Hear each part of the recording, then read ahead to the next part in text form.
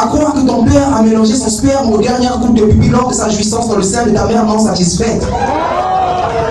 On sent que ta laideur est encore pire que celle de ton reflet dans le miroir. Tu y restes 2 heures, la pauvre glace se brise. On dirait que le préservatif a été créé pour vous empêcher de vous reproduire.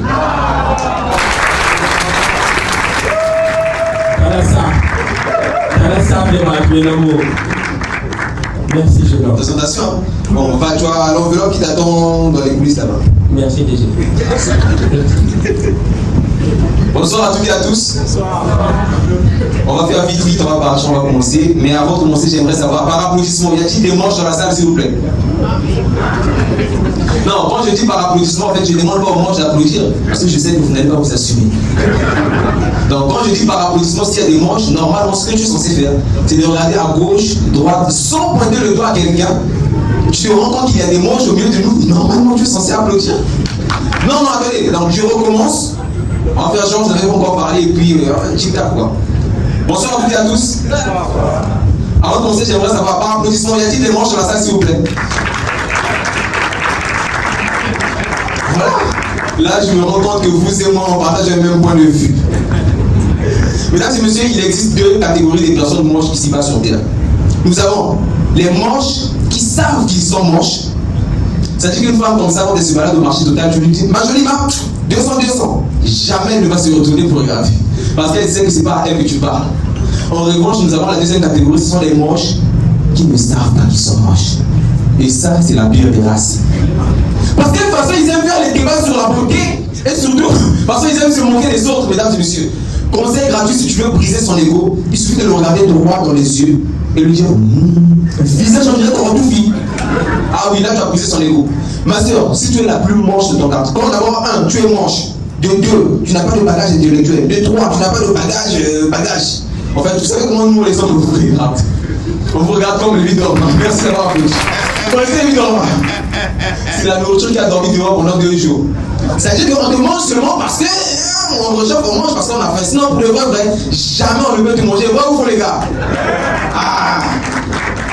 Parce que quand tu es la plus manche de ton quartier, sois sûr que tu devais même la référence de votre parcelle. Parce que tu vas se entendre, mais là, tu as le bas côté fille, la gaillard, on dirait, poche ta veste, ça change à couille. Voilà, du coup, on a dit que ça bizarre. Entre nous, soit dit les gars, quand tu fais l'amour avec une femme moche, c'est un peu comme boire la oui, tu crois qu'il y a son sucre, son lait. Ce n'est pas bon.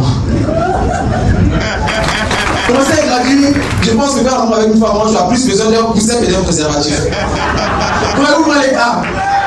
Non mais les gars, on le fait ensemble les gars, on le fait ensemble. Donnons-moi le père, après les gars doucement. Attendez, les hommes moches aussi, ça existe. Moi je connais un gars qui était tellement moche que lui au tribunal, le juge l'a directement déclaré coupable. Il a dit, mais monsieur votre honneur, je suis l'avocat de la... C'est pas grave, coupable quand même. Mais quand tu es moche et que tu sors avec une fille qui est à peu près... Je ne dis pas que tu es moche, mais imaginons que tu es moche. Vous savez tous imaginer, non? Imaginons qu'il est moche. Non, il n'est pas moche. Et que tu sors avec une fille qui est belle. Sois sûr, jamais elle ne va t'assumer en public. Entre nous, c'est un peu comme voir son propre caleçon trouvé au séchoir devant les gens. Est-ce que tu peux assumer ça?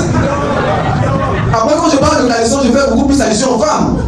Oui, parce que vous ne le savez peut-être pas, mais cette année, les chercheurs de l'université Marie-Wabi et ceux de l'administration des Sceaux ont mené des enquêtes et les statistiques ont révélé que 99% des caleçons trouvés au séchoir appartiennent aux femmes. Et c'est là qu'en conclusion, c'est dit donc pour un homme, un caleçon quitté de son corps, passé par la lessive et monté en séchoir, c'est un mythe.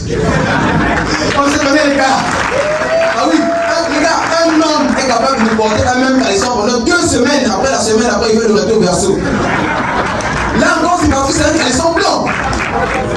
Ah oui, la femme de Mampia, excuse-moi, si par malheur, c'est bien un caleçon noir, sois-en sûr, il peut se taper tout un trimestre, jamais il ne va changer ça. Quand il n'a pas vu la saleté dessus, jamais il ne va changer. Il veut prendre... Non, mais après de toutes les façons, qui va savoir que je vais faire ça? Voyez-vous les gars? Les gars, un homme, un vrai qui se respecte, pour un homme comme ça, 3 caleçons c'est suffisant. À 5, C'est qu'il est issu d'une bonne famille, bien et riche. À 8 ou plus, on ne discute plus. Appelez-moi de Renavon, Privilège Messo.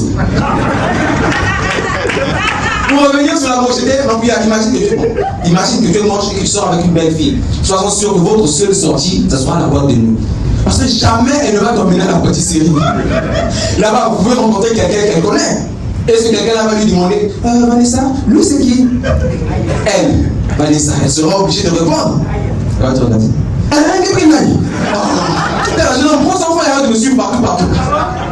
Mais en dépit de tout ce que l'on peut dire sur la mocheté, mesdames et messieurs, je pense qu'il est nécessaire que vous sachiez que vivre moche n'est pas une fatalité monumentale.